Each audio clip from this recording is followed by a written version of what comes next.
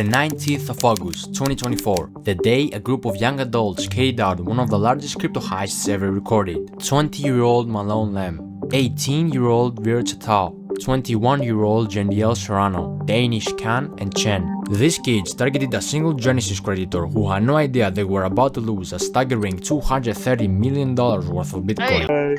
Oh my god! $242 million! Do you know how much money that is? Like it's game time. Locked in when it's game time. Yeah.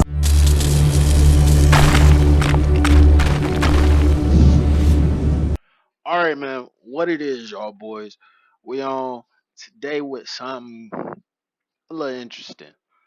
To break the story down, Malone Lamb, I guess his name was Gravies, aka Gravies, and it's two other people, Wiz and Box. Those are their aka names, you feel me?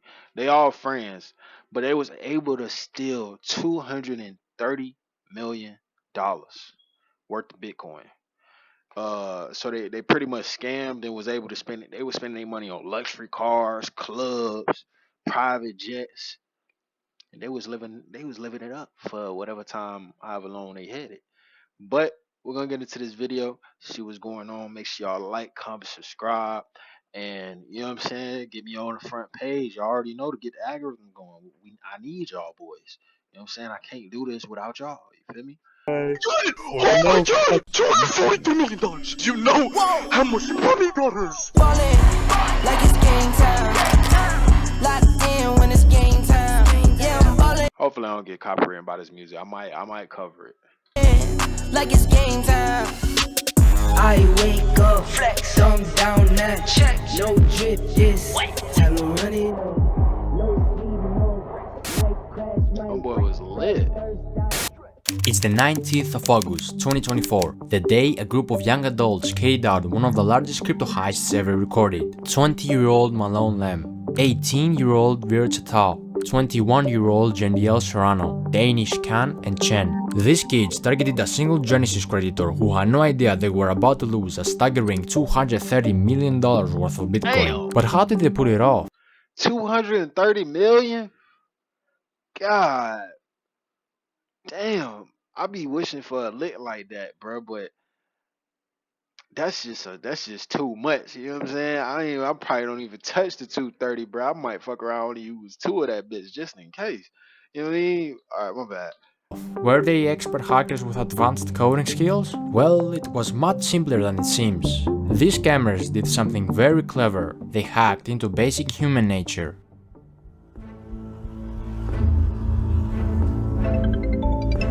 It all began with a phone call, a seemingly harmless contact from Google support, but this call wasn't from Google at all. Using a spoof number, Virch, also known as Wiz, convinced the victim that their personal accounts had been compromised. With this false sense of urgency, he gained access to the victim's Gmail and iCloud, where he gathered key security information.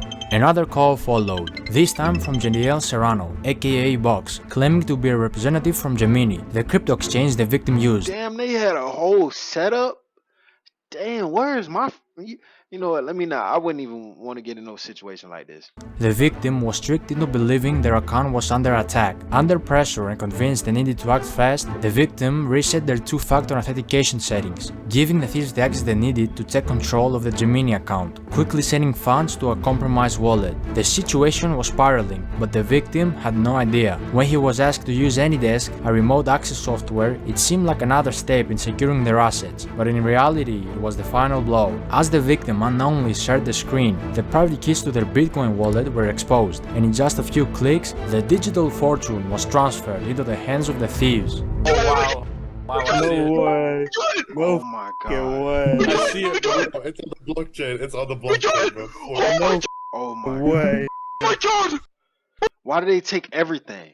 Oh my god! In a private video, they recorded the live reactions to the successful transfer of 4,064 bitcoins valued at over $230 million at the time, clearly excited as they watched the millions flow into their wallets. How did they manage to pull off such a heist? How could someone with that much wealth be deceived so easily? And why will they record themselves in the act of committing such a massive crime? These are questions that might never be fully answered, but one thing was clear: the money was now in the hands of the criminals, and they knew their work wasn't done yet. Exactly 17 minutes after, they quickly set about laundering the money. To make it harder for authorities to track the stolen crypto, they split the bitcoin into smaller amounts and transferred it across 15 different exchanges, a common tactic known as pill chains. The idea was to break the large transactions into smaller ones, making them harder to trace.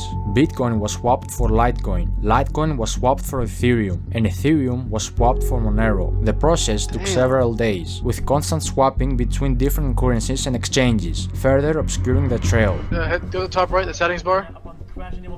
Settings, no, not that. Like the swap settings. Why would they record it? Set custom recipient. No, bro, what the hell? Do 998. Alright, bro, you're so horrible. You can't. Bro, I'm clearly busy, Caleb. Planning a heist. Soon enough, all the stolen money was now clean money, ready to be spent, and the criminals didn't hold back. The day before the heist even took place, they were already planning on how to spend their fortune, sharing links with each other on Telegram of expensive luxury clothes they wanted to purchase, from brands like Louis Vuitton, Givenchy, and Philippe Plein. While most of the crew chose to play it safe, keeping a low profile and resisting the temptation to splurge, one man couldn't help but stand out. His name? Malone Lamb. Damn, bro, you had to fuck it up, dog. Like it's game time. Locked in when it's game time. Yeah, I'm ballin'. Malone was based in LA, and the moment he got his hands on the money, he wasted no time diving headfirst into a luxurious lifestyle. Everything he had once watched wealthy people enjoy was now within his reach, ready to become his new reality. Nightclubs became his second home. Almost every night, he hit a club, spending ridiculous amounts of money on VIP sections and bottle services. His bar tabs were unbelievable, some nights costing $265,000, $300,000, and even more than $500,000 in a single night. If you were in one of In a single night? What in the fuck? Nigga was living like GTA for real, bro. those clubs, you couldn't miss him. Who the is Malone? Hey, yo, Malone, he going real crazy like it's your birthday. His name will be flashing on signs, and DJs will shout his name, giving him all the attention. Malone! 70 bottles, Malone! Welcome home, Malone! Damn, nigga. Bro, 500,000, bitch, that'll give you all the clout you need, bitch. He spent that shit crazy. Jesus, Malone, this is next level. Malone, you're not stopping tonight, right? He quickly became everyone's favorite, because whenever he was around, everyone got to drink for free. He threw around cash like it was nothing, and one time he even handed a DJ a massive 6-liter bottle of Golden Ace of Spades champagne, which could cost anywhere from $25,000 to $60,000. Another time he tipped a DJ $2,000, and had all the unopened bottles in the club sent straight to his house. He even tipped me $2,000. When I tell you the amount of bottles he sent me that I took home, brand new, everything sealed, brand new. But as fun as LA was, it still didn't feel Why was he doing that? like enough. He craved more attention, more luxury, more extravagance. So what did he do? He chartered a private jet to Miami. There, he took his spending to a whole new level. In Miami, Malone settled in a waterfront mansion. This place wasn't just any house. It was a $10.5 million estate with a $62,000 a month rental price tag. This mansion was massive, covering over 8,500 square feet, with 25-feet ceilings, 10 bedrooms, and a huge pool with a jacuzzi. It had 2 big front gates and a garage with a spacious driveway that was later filled with expensive supercars and luxury vehicles. Malone bought a black Mansory SF90, a white Lamborghini Urus, a fully kitted out white Mansory Lamborghini Urus with baby blue interior, a matte black Lamborghini Revuelto, the new Porsche 911 GT3 RS. God damn. Bro, you was tripping, man. This nigga thought he was in Dubai. Like, bro, you supposed to get out of the US, dog. Like, straight up, bro. The new Ferrari SUV in black, 2 Mercedes-Benz G-Class, 1 in grey, 1 wrapped with matte black camo, a convertible matte black and pink Rolls-Royce Dawn, a blue BMW M4, another Lamborghini Revuelto in matte grey, a blue Lamborghini Urus, an all-white wide-body kit Lamborghini Aventador SVJ with Malone's name written on the bottom of the door, a matte black Ferrari 812 Superfast, another Lamborghini Aventador SVJ in blue, a pink Urus. What which Malone the originally fuck? bought as a gift for his ex-girlfriend to try to get her back, but got rejected again. What? A fully black carbon fiber McLaren 765 LT. She ain't even, bro. What?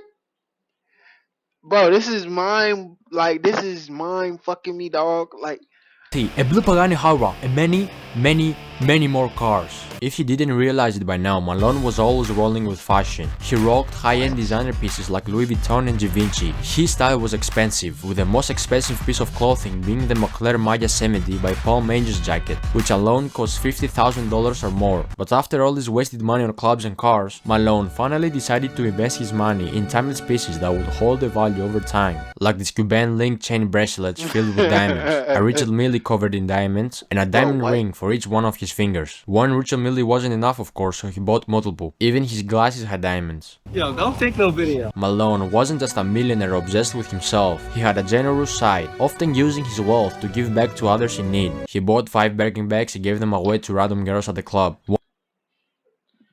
nigga, what the fuck?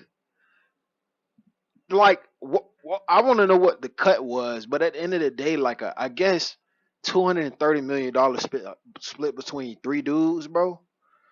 You could do a lot, you know what I'm saying? It was a nice split, but he's spending his millions like crazy. One of these lucky ladies was a model named Olivia Allen. Guys, I can't even make this shit up when I say that. I'm sorry I keep pausing the video, y'all. I'm sorry, bro. I just woke up to a Birkin in my bedroom because a man gave it to me in the club last night. This is your sign to go clubbing. Another lucky lady who got a Birkin bag was famous TikTok star Sky Bree. Me and my 2 girlfriends walk over to the section, and this kid, I'm gonna refer to him as like a kid. I mean, he was definitely over the age of 18. He looked pretty young. He comes towards me and he's like, I got this for you. She ended up saying she didn't like it. It's beautiful, but to be honest, it's not really my style. While Malone was busy making his name known, flaunting his wealth. Bitch, you know how much a fucking Birkin is? Bitch, you over here. Like, at every turn, he was also drawing the wrong kind of attention. His outrageous spending, paired with his desire to be noticed, made it easier for authorities and blockchain experts to track him down. Investigators, including prominent figures like Zach XPT, were closely watching the flow of the stolen funds, tracing each move as he splurged on cars, clubs, and luxury items. The more he spent, the more obvious it became that his newfound fortune was linked to the heist, and soon enough, the walls started closing in.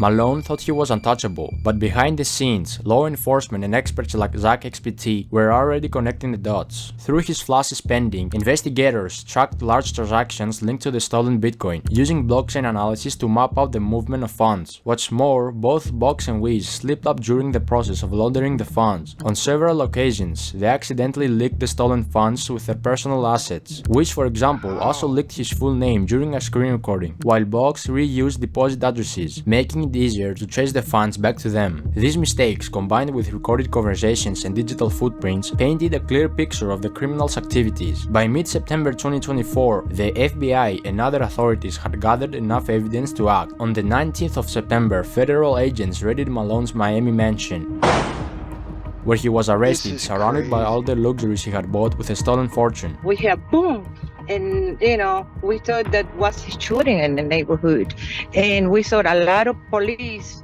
This was something that never happened in this neighborhood. Most of the time was a lot of party.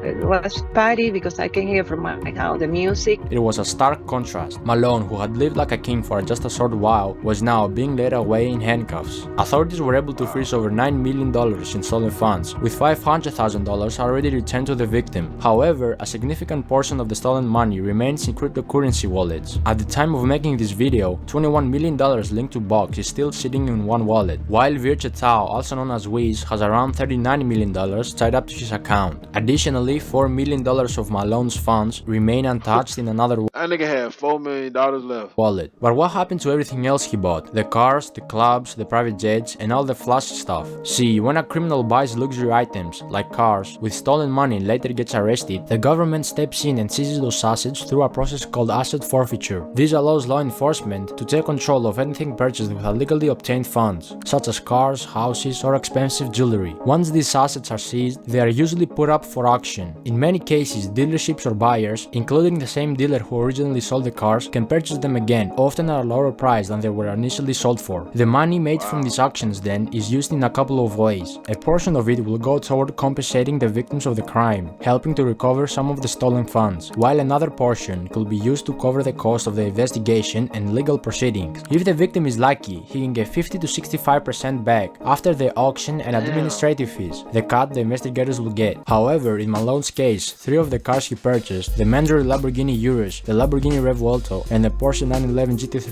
RS, were later transported to LA following his arrest. These cars were spotted by EFF Spot, a popular YouTuber who is known for his rare and expensive car spotting videos. In this particular video, both the Revuelto and the Porsche appeared with noticeable damage. The Revuelto had significant front-end damage. Of course, because this nigga didn't give a fuck. He was crashing into anything.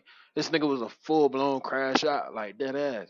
This shit crazy. Cause it's like, y'all boys could have just chilled. I wouldn't even really went crazy for real. Like, probably that first 2 years, I probably out of whatever the cut would have been, bro. I probably would have spent maybe $250, maybe $500 max. You know what I'm saying? Waited probably another 2 years, did it again. You know what I'm saying? Like, while the Porsche was dented in the rear, suggesting that the Revuelto had likely rear-ended the Porsche. This kind of damage will undoubtedly decrease the value of these cars when they go to auction, significantly reducing the amount the victim could recover. The same process will apply to the clothes, jewelry, watches, and designer glasses that Malone purchased. These luxury items are likely to be seized by authorities and auctioned off as part of the asset recovery process. High-end watches, such as his Richard Mille pieces, are particularly valuable and could bring in significant amounts at auction. While designer clothes typically depreciate in value, Malone's expensive pieces will still hold enough worth to help recover the funds for the victim. As for the wild spending in clubs, that money is pretty much gone. When you blow $500,000 in a single night on bottle services and VIP sections, the clubs aren't held responsible for giving it back, especially if they had no clue the money was stolen. Same goes for the private jets. Those jet companies provided a legitimate service, so the money Malone spent on his flights is long gone. In conclusion, while most of the big ticket items can be seized and auctioned, much of what Malone spent on services, like clubs and private jets, is lost for good. This story isn't just about a major heist or the luxurious lifestyle Malone enjoyed for a brief moment. It's a lesson in greed, the dangers of showing off wealth that wasn't earned, and how quickly everything can come crashing down. Despite all the money spent, the nights out, and the flashy purchases, Malone's dream life was built on stolen funds, and it was only a matter of time before it fell apart. Authorities might recover some of the stolen money, but the damage done to the victim and the recklessness of Malone's spending spree are a reminder of how easily things can slip away. For Malone and his friends, what started as a wild ride of lavishness ended in arrests and their names tied to one of the biggest crypto crimes in history. In the end, this heist all they got at the end was clout, bro. Pretty much, dog. But I guess they got the story. At least they could say, man, I had it all, dog. I had it all, man. Believe me. Like, that's crazy, though. $230 million? That's like real deal GTA money. Like you could do anything in the world, bro. You had the world at the palm of your hand and you lost it all in a year because you want to spend. Man, tell me what y'all think, man. What y'all would have did with the money? What was one of the first things that y'all would have did with the money, bro? If y'all came up $230 million, man. Crazy. But like, comment, subscribe, man. Put get the algorithm going and all that good stuff. I'll see y'all in the next one, bro. This was interesting, man. I got a Glock 43, I got a Glock 45. If that little nigga want beef, then all of them niggas gon' die. And I gotta keep me a stick on my side, cause I don't know none of them guys. Baby, I hate when we fuss and we fight, you know I'm not telling you lies.